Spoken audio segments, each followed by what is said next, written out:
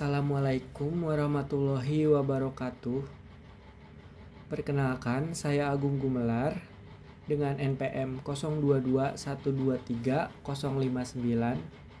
Di sini saya akan mempresentasikan tugas evaluasi akhir semester, yaitu Project Based Learning, Manajemen Pemasaran,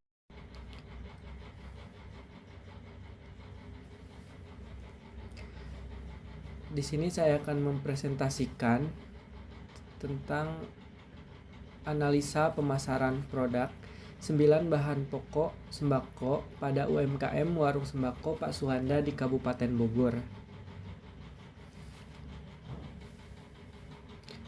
Nama saya Agung Gumelar dengan NPM 0221230059, semester 3, kelas E, Prodi Akuntansi, Fakultas Ekonomi dan Bisnis Universitas Papua. Selanjutnya ada biodata UMKM. Nama UMKM-nya Warung Sembako Pak Suhanda. Alamatnya di Kampung Dharma Bakti, Desa Karacak, Luliang, Bogor. Nama pemimpinnya yaitu Pak Suhanda. Jenis usahanya warung sembako. Tahun mulai jalannya usaha sejak tahun 2004. Adapun kendalanya, banyak pesaing di sekitar lokasi yang menyebabkan pelanggan berkurang. Banyaknya pelanggan yang berhutang sehingga kekurangan uang saat membeli stok barang dan harga barang yang naik turun membuat sulit untuk menetapkan harga yang stabil. Selanjutnya ada analisa STP, segmentation, targeting, dan positioning. Yang pertama itu segmentation. Yang pertama ada demografi, mencakup umur orang dewasa sekitar 25-60 tahun yang bertanggung jawab dalam rumah tangga. Pendapatan, penduduk kampung biasanya memiliki pendapatan rendah hingga menengah. Mereka mengutamakan harga murah dan efisiensi belanja. Menurut pekerjaan, mayoritas penduduk kampung adalah petani, buruh, atau pekerja informal yang membutuhkan sembako sebagai kebutuhan pokok sehari-hari. Selanjutnya ada geografi. Segmen utamanya adalah penduduk yang tinggal di sekitar radius 1-2 km dari warung. Lokasi yang memungkinkan pelanggan mudah mengakses warung tanpa biaya transportasi tambahan. Selanjutnya ada psikografi, gaya hidup. Konsumen di kampung cenderung sederhana, mencari solusi praktis untuk memenuhi kebutuhan pokok dengan harga terjangkau. Selanjutnya ada perilaku, frekuensi pembelian. Konsumen sering membeli dalam jumlah kecil, tetapi sering, harian atau mingguan. Selanjutnya ada targeting. Yang pertama itu ibu rumah tangga. Mereka sering kali bertanggung jawab atas kebutuhan rumah tangga sehari-hari dan cenderung membeli sembako di tempat terdekat. Yang kedua, penduduk lokal dengan pendapatan menengah ke bawah. Mereka membutuhkan sembako dengan harga terjangkau dan lokasi yang mudah diakses. Selanjutnya yang ketiga, konsumen setia, pelanggan tetap yang berbelanja secara rutin. Mereka sering merekomendasikan warung ke tetangga lain karena kepercayaan dan hubungan yang baik. Selanjutnya yang ketiga, positioning, harga terjangkau, menawarkan harga yang kompetitif sesuai dengan daya beli masyarakat kampung. Selanjutnya lokasi yang strategis dan dekat dengan pemukiman warga. Selanjutnya ketersediaan barang, memastikan stok barang selalu ada, terutama untuk barang kebutuhan pokok seperti beras, minyak, gula, dan telur.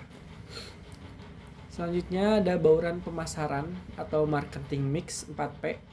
Yang pertama itu produk.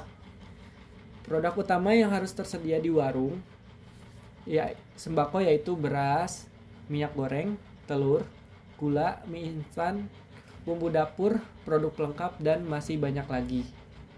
Yang kedua ada price, harga. Harganya kompetitif, menetapkan harga yang tidak jauh berbeda dari warung lain di sekitar kampung agar tetap menjadi pilihan pelanggan. Yang kedua, harganya terjangkau, memastikan ada produk dengan harga lebih murah untuk konsumen yang memiliki daya beli rendah. Selanjutnya ada place, yaitu tempat yang strategis. Warung berada di daerah yang mudah dijangkau, lokasinya berada di pinggir jalan utama kampung. Yang kedua, tata letak rapih, susunan barang-barang yang teratur dan mudah dijangkau. Yang ketiga, jam operasional yang fleksibel, buka lebih awal dan tutup lebih malam untuk melayani kebutuhan warga. Selanjutnya ada promotion atau promosi, memasang spanduk di depan warung dengan tulisan yang menarik dan warna mencolok, memberikan diskon pada saat hari besar seperti hari Lebaran dan bulan Ramadan. Selanjutnya ada daur hidup produk atau produk lifestyle. Itu terbagi menjadi 4. Yang pertama ada tahap perkenalan atau introduction. Yang kedua ada tahap pertumbuhan atau growth. Yang ketiga ada tahap dewasa atau maturity. Dan yang terakhir ada tahap penurunan atau decline. Yang pertama ada tahap perkenalan atau introduction. Pada tahap ini, warung sembako baru saja didirikan dan mulai memperkenalkan diri kepada masyarakat di sekitar kampung. Warung masih dalam proses membangun kesadaran dan kepercayaan dari warga. Pemilik menawarkan berbagai promo seperti diskon pada barang tertentu. Untuk setiap pembelian gula pasir minimal 1 kg mendapatkan diskon 500 selama bulan pembukaan atau hadiah kecil bagi pelanggan pertama untuk meningkatkan daya tarik. Selanjutnya ada tahap pertumbuhan atau growth. Ketika warung sembako mulai dikenal, penjualan akan meningkat secara perlahan. Pada tahap ini, pelanggan mulai percaya pada kualitas barang dan layanan yang ditawarkan. Mereka juga mulai menjadikan warung sebagai tempat pilihan untuk memenuhi kebutuhan sehari-hari.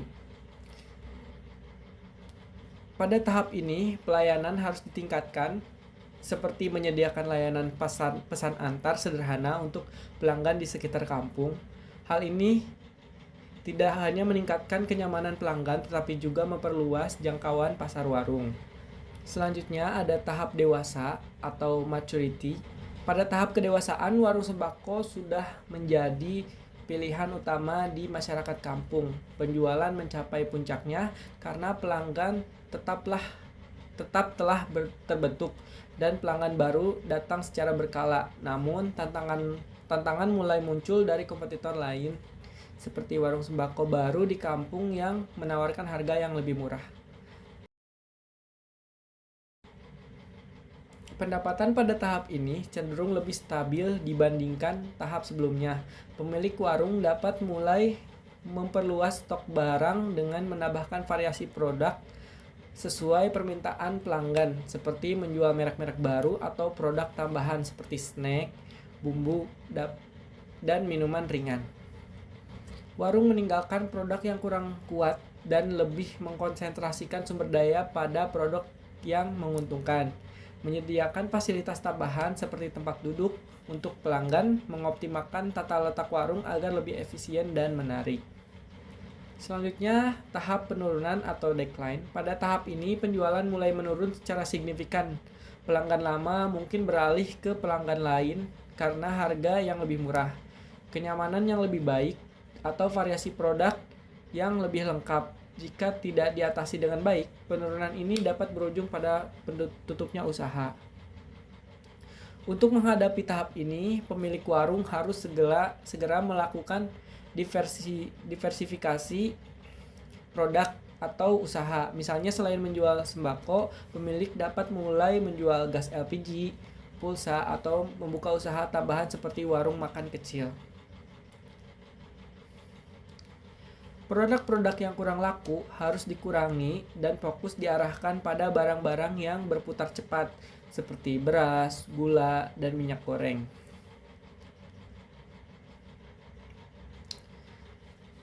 Selanjutnya ada strategi pemasaran ofensif. Strategi ini digunakan untuk memperluas pasar, menarik pelanggan baru, dan meningkatkan penjualan. Pendekatan ofensif cocok bagi warung sembako yang ingin tumbuh lebih besar dan bersaing dengan usaha serupa di kampung. Langkah-langkahnya itu, yang pertama, memperluas variasi produk. Menambahkan produk yang belum dijual di warung lain dapat menarik perhatian pelanggan, misalnya menyediakan jajanan lokal, produk organik, atau barang kebutuhan non-pokok seperti alat kebersihan. Yang kedua, melakukan promosi dan diskon menarik. Memberikan diskon hadiah atau program promosi untuk menarik pelanggan baru. Contohnya, belanja 50.000 dapat bonus 1 bungkus mie instan. Seperti promosi ini dapat meningkatkan daya tarik warung sembako dibandingkan kompetitor. Selanjutnya, layanan pesan antar. Layanan ini memberikan kemudahan bagi pelanggan, terutama lansia atau ibu rumah tangga yang tidak ingin keluar rumah. Selanjutnya, ada penggunaan teknologi. Gunakan teknologi sederhana seperti media sosial untuk mempromosikan warung. Yang terakhir yaitu fokus pada kebutuhan pelanggan, menyediakan barang-barang yang relevan dengan kebutuhan spesifik masyarakat. Contoh, jika ada yang mengadakan acara komunitas atau syukuran, sediakan barang dalam jumlah grosir dengan harga lebih murah.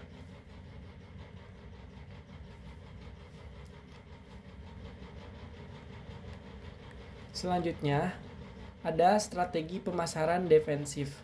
Strategi defensif digunakan untuk melindungi pasar yang sudah dimiliki dan mencegah pelanggan berpindah ke kompetitor, terutama di tengah persaingan dengan warung lain atau minimarket modern. Langkah-langkahnya yang pertama yaitu meningkatkan hubungan dengan pelanggan tetap. Jaga hubungan baik dengan pelanggan lama melalui pendekatan personal. Yang kedua yaitu memastikan ketersediaan stok barang pokok. Pastikan barang-barang pokok seperti beras, minyak goreng, gula, dan telur selalu tersedia. Yang ketiga, penyesuaian harga yang kompetitif. Tetapkan harga yang sesuai dengan pasar lokal, namun tetap memberikan keuntungan. Jika tidak memungkinkan menurunkan harga, tawarkan nilai tambah. Contohnya, jika harga Anda sedikit lebih tinggi, tawarkan layanan antar gratis atau kualitas produk yang lebih baik. Yang keempat itu menjaga kualitas pelayanan. Pelayanan ramah dan cepat adalah nilai tambah yang dapat membuat pelanggan tetap setia. Yang kelima, yaitu mengantisipasi kompetisi dari minimarket. Minimarket modern seringkali menjadi ancaman karena menawarkan kenyamanan lebih, tetapi warung sembako bisa bertahan dengan fokus pada layanan personal dan produk yang unik. Yang terakhir, menjaga kebersihan dan tata letak warung. Warung yang bersih, rapi, dan mudah diakses lebih disukai oleh pelanggan. Contohnya, susun barang dagangan dengan jelas dan gunakan label harga untuk mempermudah pelanggan melihat pilihan produk. Berikut adalah dokumentasi pada saat wawancara. Terima kasih. Mungkin cukup sekian dari saya. Wassalamualaikum warahmatullahi wabarakatuh.